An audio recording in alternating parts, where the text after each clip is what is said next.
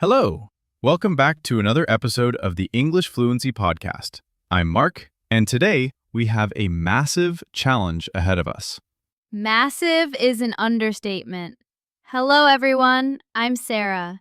Today we are attempting something audacious.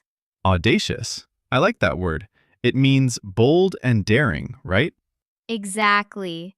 Today we are going to cover, or try to cover, 100 C2 level words. These are the words you need for proficiency, the top level of English learning. That sounds ambitious. So these words will help listeners sound more, what's the word? Articulate? Yes, articulate means able to speak clearly and expressively. And we want you to be eloquent, which is similar but implies speaking in a beautiful, persuasive way. Let's dive in. We've grouped these into categories so our brains don't explode. What is our first category, Sarah? Let's start with communication and thinking. Words about how we talk and use our brains. Perfect. You know, some people talk too much, like me sometimes. There's a word for that. Loquacious. Loquacious. A loquacious person talks a lot. Guilty. Is that the same as garrulous? Very similar. Garrulous usually means talking a lot about unimportant things, maybe a bit annoying. Loquacious is just wordy. Okay, what about the opposite? Someone who doesn't say much? That would be taciturn. Taciturn. Someone reserved who says very little. Or even laconic. Laconic. Cool word. Yes, a laconic person uses very few words. Imagine a cowboy saying just yep or nope. That is laconic. Got it. So, if I give a short, powerful explanation, is that laconic? Could be, but if your argument is clear, logical, and convincing, we call that cogent. Like, he made a cogent argument for lowering taxes. Cogent. Nice. I hope our podcast is cogent. I hope so. But sometimes, Mark, you tend to digress. Hey, digress means to wander off the main topic, right? Exactly. We're talking about vocabulary, and suddenly you talk about your cat. That is a digression. My cat is interesting. But okay, I will try not to be verbose. That means using too many words, right? Correct. Verbose is the opposite of succinct. Succinct means short, clear, and to the point. Quick recap. Loquacious and garrulous mean talkative. Taciturn and laconic mean quiet. Cogent means convincing. Digress means to go off topic. Verbose is too many words. Succinct is just enough. Fast learner. Now let's move to the brain. How do we describe smart people? We call them astute. Good one. Astute means having the ability to accurately assess situations and turn them to your advantage, similar to shrewd. Or they have acumen, like business acumen. The ability to make good judgments and quick decisions. Yes. And if they love deep intellectual topics, we call them cerebral. A cerebral movie makes you think hard, rather than just showing explosions. I like cerebral movies, but sometimes they are a bit esoteric. Ooh, C2 alert. What does esoteric mean? Something intended for or understood by only a small number of people with specialized knowledge, like quantum physics jokes. True. Or arcane.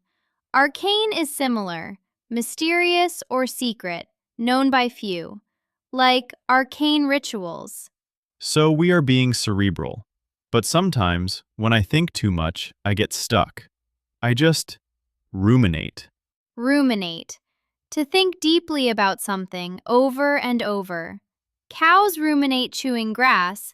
People ruminate obsessing over a problem. And hopefully, after ruminating, I have an epiphany. An epiphany. A sudden realization or moment of great understanding, like a light bulb turning on. Eureka! That's my epiphany. All right, one last pair for thinking. If someone is practical and focused on results, not just theory, Pragmatic. We need a pragmatic solution, not a dream. and if they focus too much on small, minor details, Pedantic? yes. A pedantic person annoys everyone by correcting small errors or worrying about minor rules. Like if I correct your grammar constantly. Please don't be pedantic today, Sarah. I'll try my best. All right, we survived the brain words. What's next on our list of 100 words? Let's talk about feelings and personalities. Humans are complex, right? We aren't just happy or sad. Definitely. At a C2 level, happy is boring. Let's use ebullient. Ebullient. That's such a fun word to say. It means cheerful and full of energy, like a bubbling pot of water. She was ebullient after passing her exam. Or exuberant. Very similar. But what if you are extremely sad? You might be despondent. That means in low spirits from loss of hope or courage. Or morose, which is sullen and ill-tempered. A morose person sits in the corner and frowns. Right. And if someone is bad-tempered and argumentative? Cantankerous. Like a cantankerous old man who yells at kids to get off his lawn. Perfect example. Or irascible. Someone who is irascible becomes angry very easily. Okay, so those are the grumpy words. What about someone who is friendly and loves being with people? Gregarious. Someone who is fond of company, sociable. Mark is a gregarious host. Why, thank you. The opposite would be a recluse? A recluse is a person who lives a solitary life, but an adjective for someone shy and lacking confidence is diffident. Diffident. Diffident. He was modest and diffident about his success. Now, let's look at attitude. If someone doesn't show any emotion, even when in pain, Stoic. She remained stoic throughout the funeral. good. And if someone is extremely careful and precise, Meticulous? meticulous is great, showing great attention to detail. Another one is fastidious.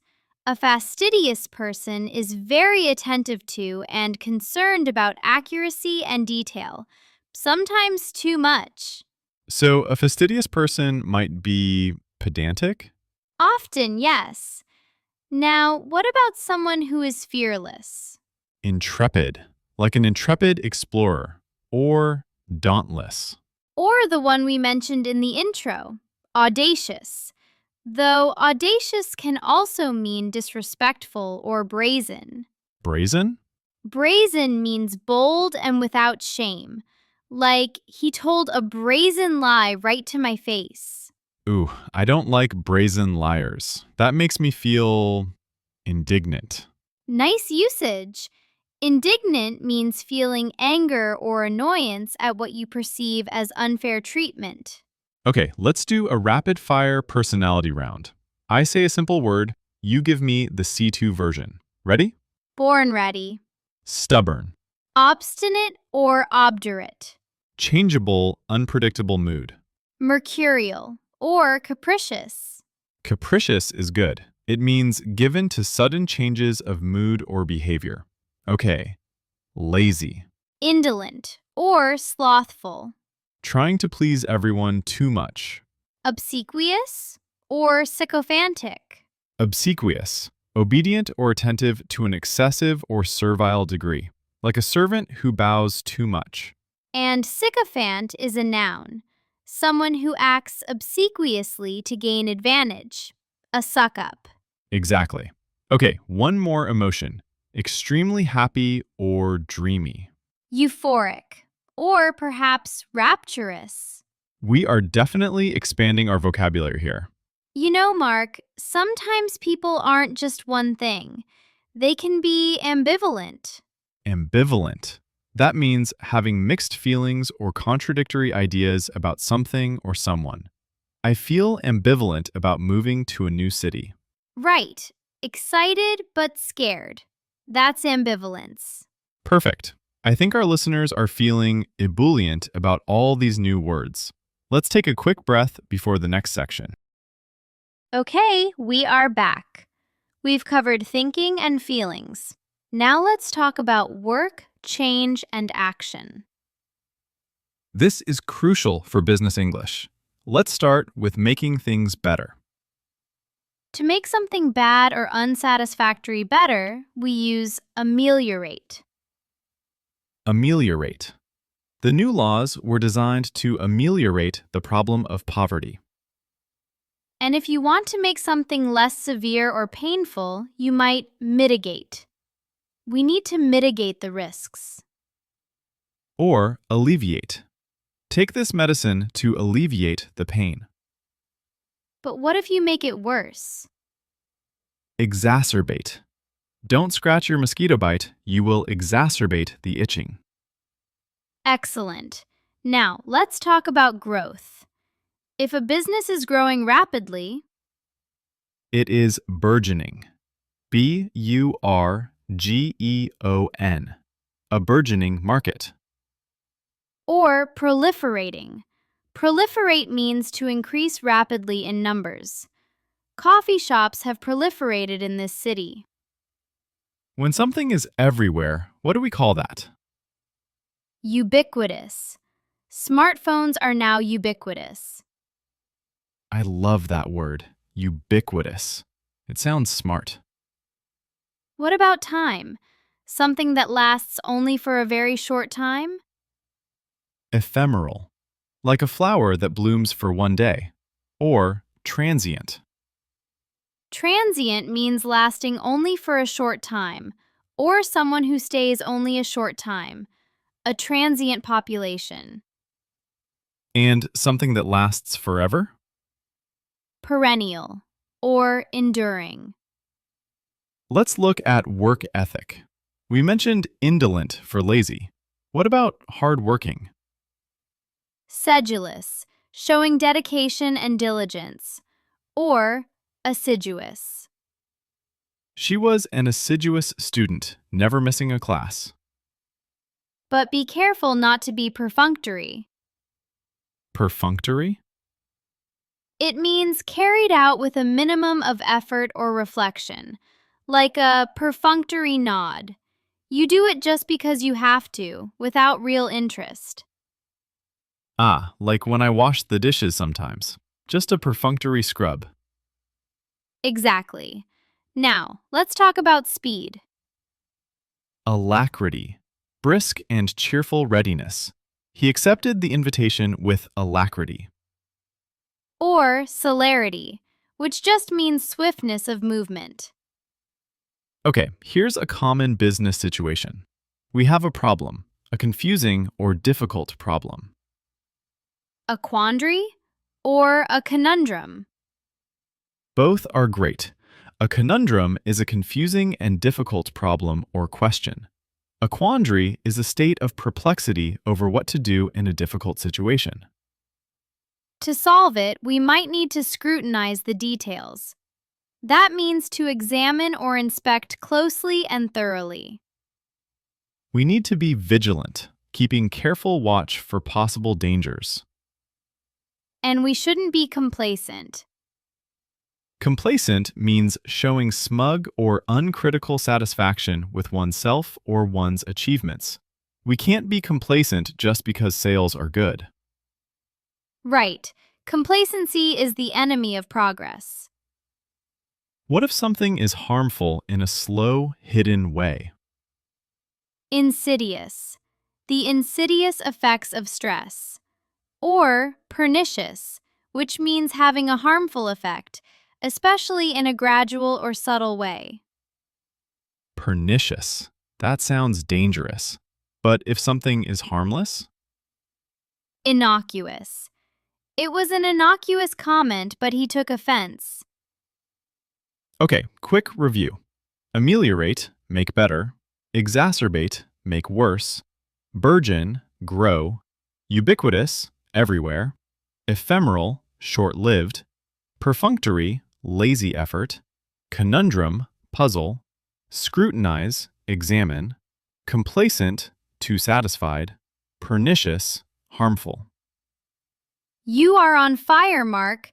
That's a lot of C2 vocabulary in just a few minutes. We're not done yet. We have one more part to go. Welcome back to the final leg of our C2 vocabulary challenge. We've done thinking, feelings, and work. What's left? Let's cover conflict, abstract concepts, and the best of the best. Conflict is a great topic. If two people are fighting or arguing aggressively, We could say the atmosphere is acrimonious. Acrimony means bitterness or ill feeling. or contentious. A contentious issue is one that causes an argument. Politics is a contentious topic. And if there is a lot of loud, confusing noise, Cacophony, a harsh, discordant mixture of sounds. but we want peace. We want harmony, or even better, consensus. That's general agreement. If someone tries to make someone else less angry, they placate or appease them. He tried to placate the angry customer with a refund. Nice. Now, let's get abstract. What if something is weird? Weird is A2 level, Mark. C2 is an anomaly, something that deviates from what is standard, normal, or expected. Or an aberration? His rude behavior was an aberration. Usually, he is polite. What if something is a complete mystery? An enigma. The disappearance of the ship remains an enigma. And a statement that seems contradictory but might be true?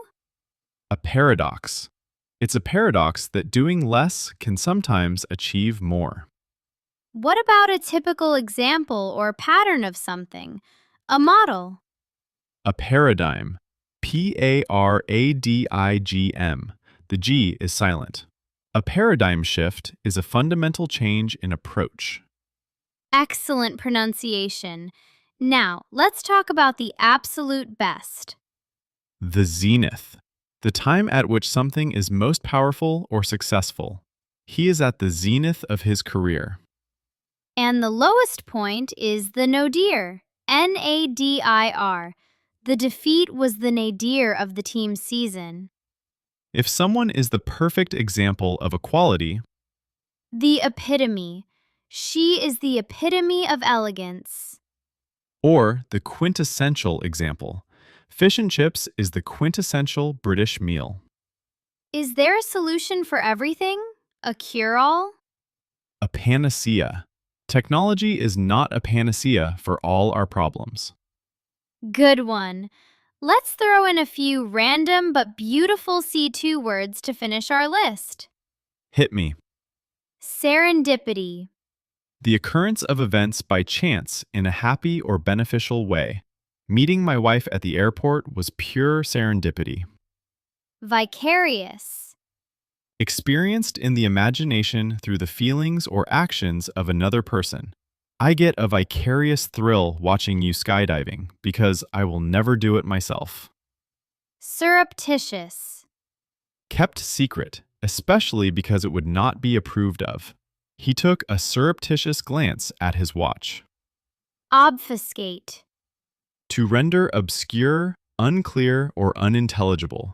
Politicians often obfuscate the truth. Euphemism.